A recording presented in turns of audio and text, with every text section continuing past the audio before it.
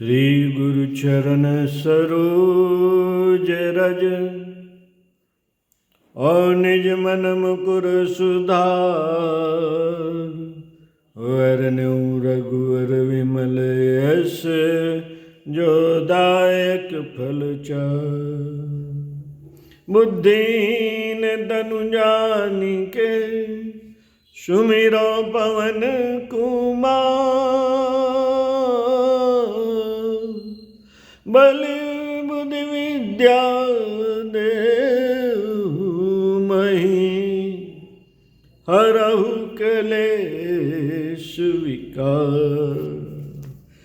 साथियों, क्रांति धर्मी युग साहित्य केडी शोला संजीवनी विद्या का विस्तार लेखक श्री राम शर्मा आचार्य आपको पढ़कर सुना रहे थे।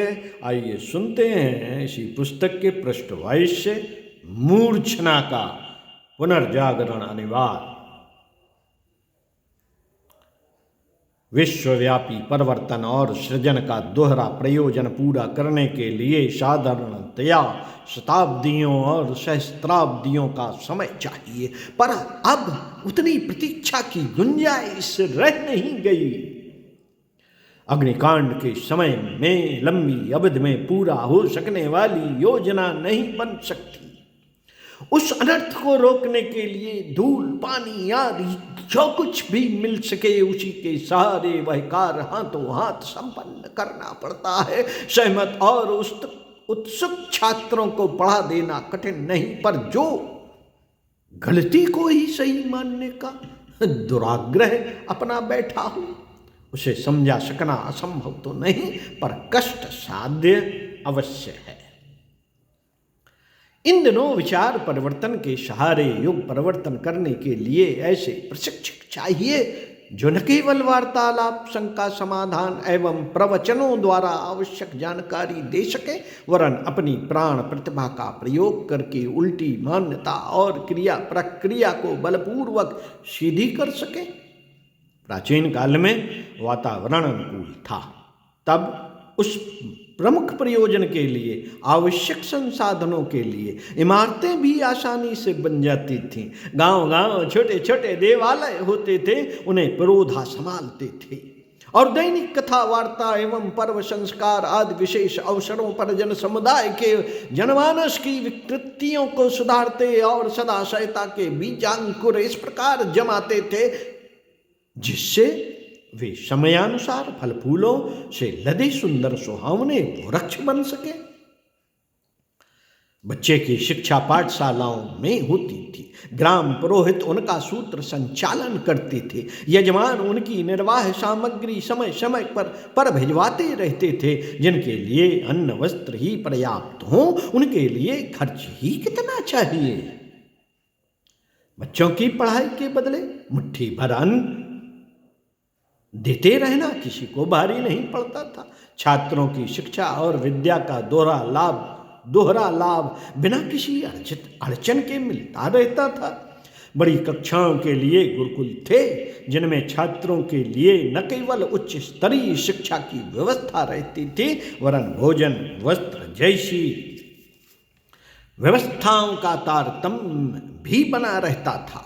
अध्यापकों उपाध्यायों मनीषियों वानप्रस्थों की शिक्षा आश्रम आरण्यकों में होती थी। वयोवृद्ध मनीषियों का सामयिक चिंतन और निर्धारण बुद्धिजीवी आश्रमों में चलता रहता था। पुस्तकों की संरचना और अनुवाद प्रतिलिपि लेखन भी उपरोक्त संस्थानों में संपन्न हो जाता था। उपरोक्त सभी शिक्षण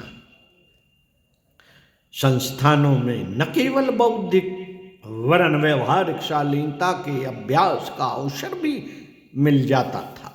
विदेशों में ज्ञान चेतना जगाने के लिए परिव्राजकों के लिए विश्वविद्यालय बने हुए थे। वहां से परिपक्व होकर ऋषि कल्प परिव्राजक देश देशांतरों में निकल जाते थे और जहां जिस प्रकार के सद्ज्ञान की आवश्यकता समझी जाती थी वहां वैसा ही अध्यापन तंत्र खड़ा कर देते थे। सर्वविदित है कि कुमार जीव जैसे महामनीषियों ने तक्षशिला विश्वविद्यालय में शिक्षा प्राप्त करके चीन, जापान, कोरिया, मंगोलिया, मंचूरिया आदि पूर्वोत्तर क्षेत्र में नवजीवन का संचार किया था। नालंदा विश्वविद्यालय के महामनीषी कौंडिन्य ने दक्षिण पूर्व के क्षेत्र Tibet, Burma, Malaysia, Indonesia, Kampuchea, Java, Sumatra आदि को देव संस्कृत का केंद्र बना दिया था। समय का कुचक्र ही कहना चाहिए, समय का कुचक्र ही कहना चाहिए कि आज वह समूचा तंत्र पुरातन इमारतों के ध्वंसावशेष के रूप में जहां तहां अपने पूर्व अस्तित्व का परिचय भर दे सकता है। शिक्षा नहीं, परिचय भर दे सकता है। लोक रुचि उस प्रसंग से हट गई, न पुरोहित रहे, न लोक मानस को जीवंत जागृत रखने वाले पुरोधा। साधु ब्राह्मणों की संख्या तो लाखों करोड़ों में है, पर जिन्हें अपने शाश्वत कर्तव्यों का ज्ञान है तथा उस प्रकार का कुछ करते भी हैं, उनकी संख्या उंगलियों में गिनने लायक ही मानी जा सकती है। युग ऋषियों का उत्पादन निर्माण कहाँ होता है? युग ऋषियों का उत्पादन और निर्माण कहाँ होता है? उस स्थान को ढूंढ पाना भी शोध का विषय बन गया। न वैसा कुछ पढ़ने में किसी को रुचि है और न पढ़ाने में। कारण की नौकरी, व्यवसाय आदि में प्रचुर धन कमा लेने की ललक हर किसी को घेरे हुए है। अध्यापक और छात्र भी इसी प्रसंग को पढ़ते पढ़ाते हैं। जब विद्या तंत्र तिरोहित हो गया और उसके हर कोने पर उदरपूर्ति से संबंधित शिक्षा ही कब्जा जमाए हुए हो, तब सद्ज्ञान के केंद्रों का संचालन एवं निर्माण कहाँ से बन पड़े? धर्मशालाएं बनाकर नाम कमाने वाले अधिक से अधिक इतना कर पाते हैं कि कोई मुफ्त दवा देने वाला औषधालय सदाव्रत या प्याऊ खुलवा दे। दान पुण्य की सीमित परिधि इतने से छोटे क्षेत्र में सिकुड़ कर रह गई। देवता की प्रसन्नता, स्वर्ग में स्थान सुरक्षित होने की संभावना जब प्रचुर संपदा का एक राई रत्ती जितना अंश खर्च कर देने भर से पूरी हो जाती है, तो इतनी दूर की बात कौन सोचे कि विश्व को उन क्रांति मनीषियों की भी जरूरत है जो उल्टी चाल अपनाए हुए समुदाय को अपनी प्रचंड प्रेरणाओं के बल पर चलने के लिए घसीटे और बाधित कर सके। साथियों, अचिंत्य चिंतन का शिकार लोकमानस तो बेतरह तबाह हो ही रहा है। इस अंधड़ में जिनकी आंखों में भी धूल भर गई है, जो पुण्य परमार्थ की बात सोचने और उस दिशा में कुछ कर सकने को की परिस्थितियों में है, जब समूचा प्रवाह ही स्वार्थ साधन के लिए समर्पित है, तो मनीषा और संपन्नता को ही क्या बन पड़ी है जो लोकहित की बात सोचे।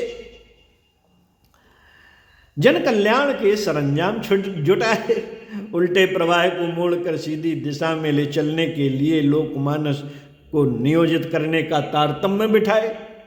समय की अनिवार्य आवश्यकता को पूरा कर सकने वाले प्रकाश कण कहीं से उभरते नहीं, नवजागरण के स्वर कहीं से उठते नहीं। ऐसी दशा में घोर निराशा के गर्त में अपने को भी डूब जाने के लिए परामर्श देने की अपेक्षा यही उपयुक्त दिखता है कि टैगोर के उस गीत को ही गाया सुनाया जाए जिससे उनने कहा था, एकला चलो रे, अकेला चलना कठिन तो है पर असंभव नहीं। बुद्ध, गांधी, दयानंद, विवेकानंद, मीरा, चैतन्य, कबीर आदि मंडली गठित करने और साधन जुटाने की प्रतीक्षा में नहीं बैठे रहे।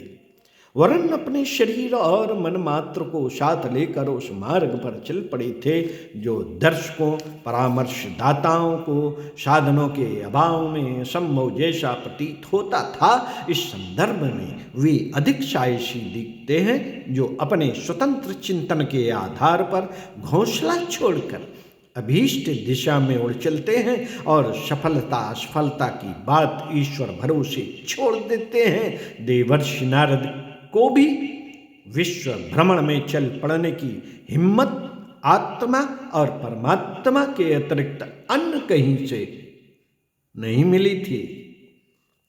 चिरपुरातन को पुनर्जीवित करने के लिए सतयुग की वापसी जैसा भागीरथ प्रयत्न शांत कुंज ने अपने एकाकी बलबूते आरंभ किया है, जो दिव्यदर्शियों ये भी देखते हैं, जो यूं तो दिव्यदर्शी यह भी देखते हैं कि सत्य में 1000 हाथी के बराबर बल होता है। संकल्प बल पर विद्या ब्रह्मा ने समूची सृष्टि रच डाली थी। फिर ऋषि परंपरा इतनी मूर्छित तो नहीं हुई है जिसके पुनरुत्थान की आशा ही छोड़नी पड़े। लक्ष्मण की मूर्छा जगी थी। मानवीय गर्मा को पुनर्जीवित करने का संकल्प जगा है, तो कल परसों यह भी तन कर खड़ा होगा।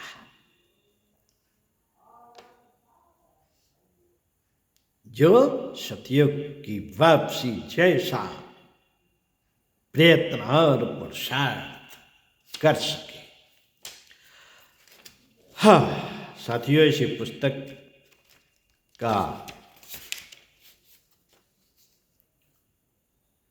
प्रश्न 26 से अगले वीडियो में पढ़कर सुनाएंगे। सुनते रहिए कुछ अच्छा और पढ़ते रहिए कुछ अच्छा।